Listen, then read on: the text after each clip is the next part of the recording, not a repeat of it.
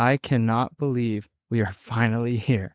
That's right. We are into our last three movies in our MCU rewatch. And it's been a long year. I've watched a lot of Marvel and I gotta be honest, I have a little bit of burnout from it.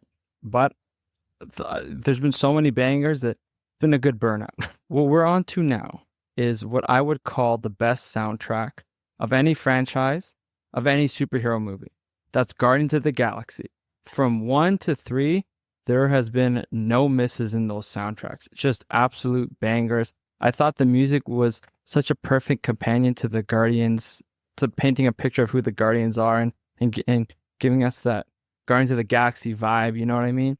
Like all these songs are really big hits, but I guarantee you the newer generation will go back and listen to some of these tracks and think of Guardians of the Galaxy. Like when you hear dun dun dun dun dun dun dun dun dun dun dun dun, hey hey, what?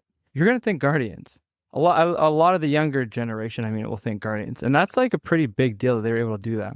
Jackson 5, like people are gonna associate the Jackson 5 track with Guardians now too. I got all three Guardians vinyls as a Christmas present. That's how much I love the soundtrack. It's just such a great Volume 3 is what we'll be talking about today, obviously, and it is such a good ending to the trilogy. When I look back on the best trilogies of the MCU, I think Captain America and I think Guardians of the Galaxy as the best trilogies. Like I'm looking back, like the Iron Man was okay, it wasn't as good. The Spider-Man one is up there, but I put Captain America and Guardians ahead of the Spider-Man trilogy, even though the third one was one of the best Spider-Man movies. Ant-Man, obviously not. Thor, no. Those are all good movies and good franchises, but I really put these two ones in particular as the best. The thing with Guardians is, I think, I don't know, you let me know in the comments, because I'm not as avid of a comic book reader as most of my listeners are, but I feel like Guardians of the Galaxy weren't as big of a deal until James Gunn took over and, put out Volume 1. But now everybody loves them. Everyone loves Groot. Everyone has a baby Groot. Stuffy, probably. I don't know, probably. It's just become such a... Even Iron Man, I don't even think... There's so many characters in the MCU that were secondary characters that the MCU kind of put on the map. Iron Man less so, but Guardians for sure. And let me know, please, let me know in the comments if that's not correct, because I don't know for sure, but it feels like that's the case. I can't wait to see who he does that with. Because James Gunn now, who helmed the three Guardians movies, he's now running the creative side of DCU. Just creative. So he's helping with the stories, the overarching world that they're... or overarching story as well, along with the isolated stories is what I mean. I wonder which small characters he's gonna take and make well-known and beloved like he did with the Guardians. Maybe Creature Commandos is that. I haven't seen Creature Commandos yet, but it's on my list for sure. The only thing, if I had to put one small critique to this film, it would be I don't love how Gamora was handled. I think James Gunn did a great job in Volume 3, but I feel like he was kind of throwing a curveball with the Avengers film, and he just kind of had to figure out a way to deal with it. But narratively, it would have been better if she was just there and they had this cute love story. The way the Guardians ended was so beautiful. They were all, I think, they all ended where they were supposed to. Peter's back home on Earth.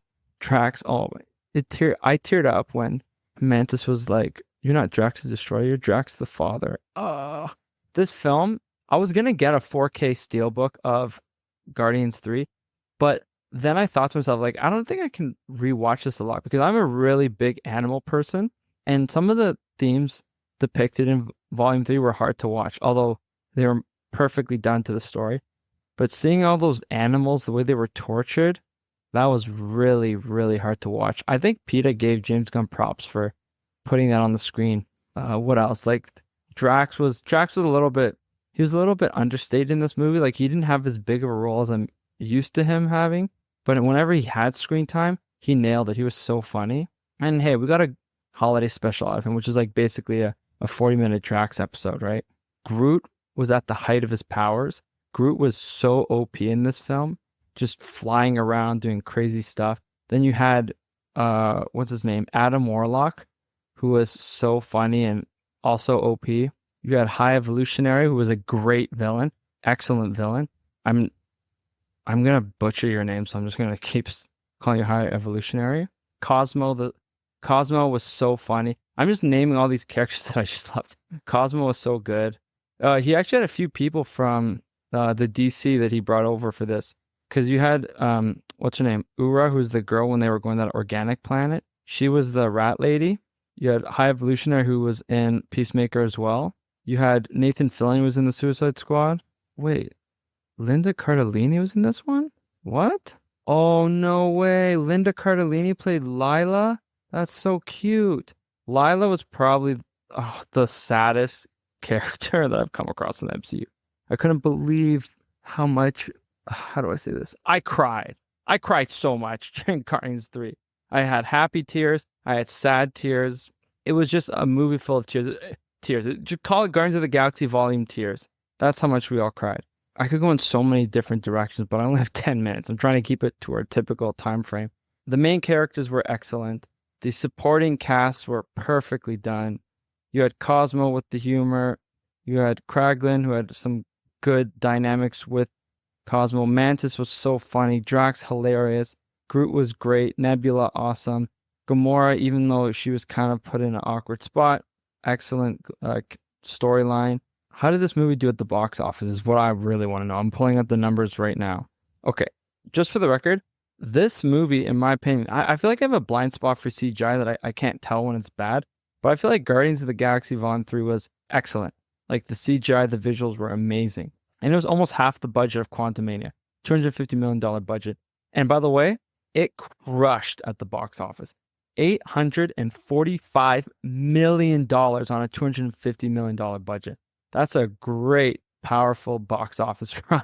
I just love this film. I could talk for hours about how much I love the entire Guardians of the Galaxy franchise. If I had to put into words because this is it. Peace out, Guardians. Just like that was the last Ant-Man, this is probably the last Guardians. At least the last Guardians in this version, because you have Rocket and Groot and all those guys, but I don't think it's going to be the same. But if I had to summarize this trilogy and how to best describe it, I would say music, so much heart, so much humor. Yeah, those are the three pillars that the Guardians franchise stands on. Humor, music, heart.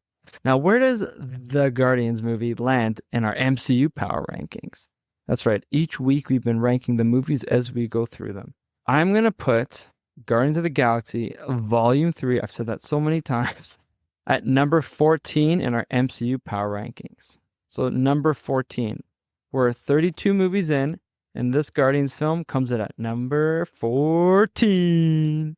The next movie we're covering is much better than its predecessor, but I don't know if it's going to get to these heights, will be The Marvels.